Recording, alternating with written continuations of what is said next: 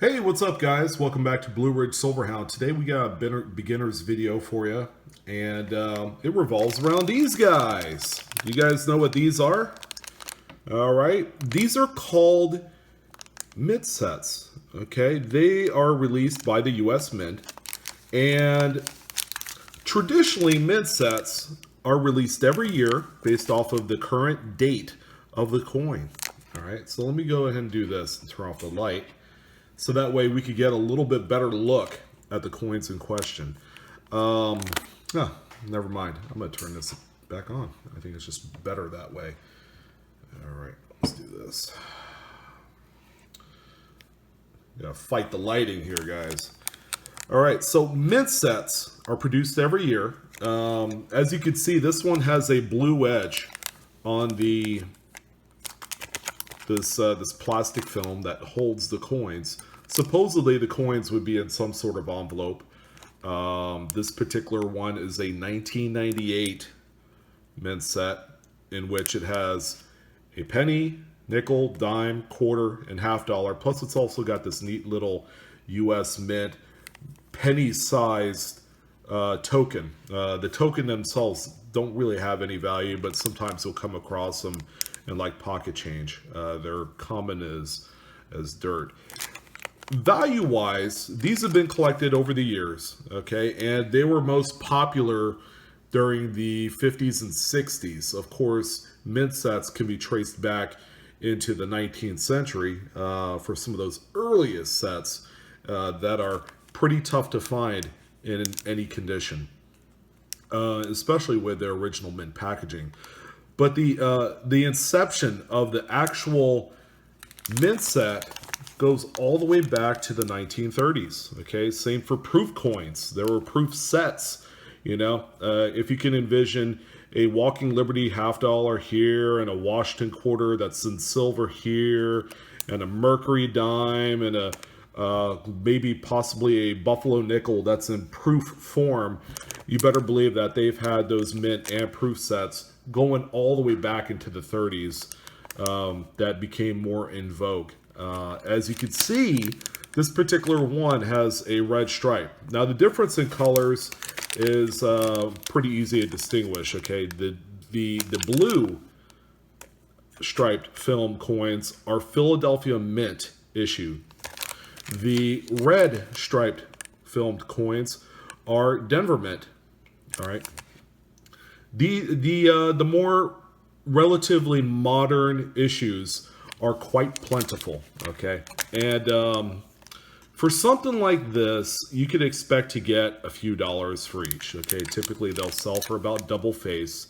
The mint sets are business strike coins, which simply means the coins were intended for normal circulation into everyday usage, you know, for today's commerce.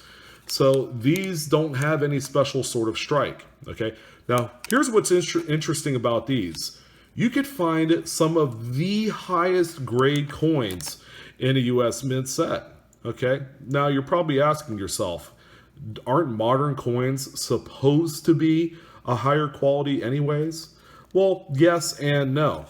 The Mint is so good at perfecting the technology component to producing coins that they forget one pretty obvious thing, okay? And that is the overall ending execution of the coins.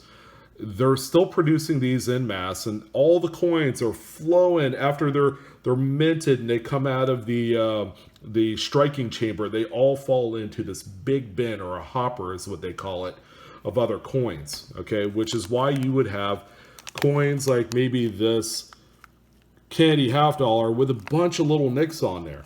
All right, and that's just commonplace with these type of coins going all the way into where we're at now in 2018. You're going to see a lot of those issues. A second issue of note is the cleaning processes of the blanks. Okay, the solution that the U.S. Mint uses sometimes leaves some pretty unsightly water spots on the coins. They haven't quite figured that out yet to where there's none on there.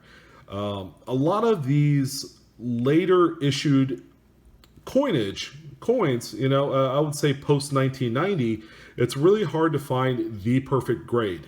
Now, in the grading scale of US coins, Mint State 70 is the top end, pristine, perfect grade. In a lot of these newer coins, Mint State 70 just doesn't exist, okay? Because again, these were produced as a coin that is going to be spent, okay? That's going to be a pocket change. They call that business strike.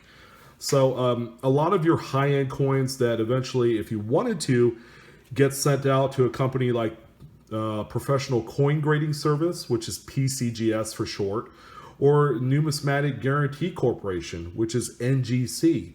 Those are two of the more widely known coin graders. And when they grade coins such as this, and you're able to get the highest grade for the coin, which is what they call a top population, then you would have a coin that's very valuable. It's not uncommon to see any one of these with a top population sell for $1,000 or $2,000. Okay, so they do have some value.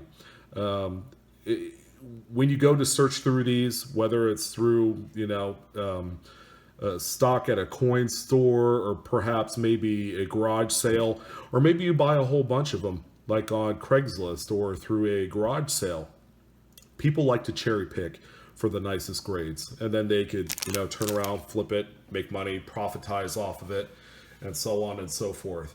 So I wanted to take a little bit of time to discuss mint sets, what they're all about. I'm sure some of you have come across them quite frequently.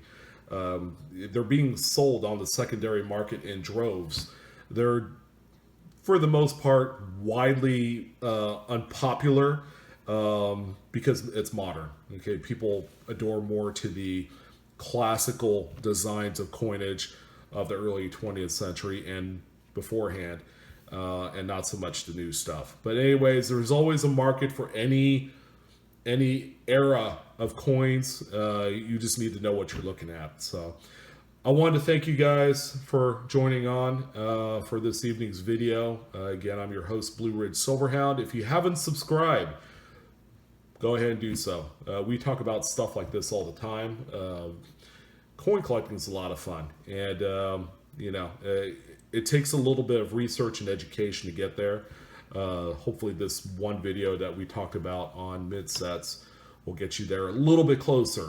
So I want to thank you guys again, and you guys have a fantastic work week, and I'll see you on the next one. Take care.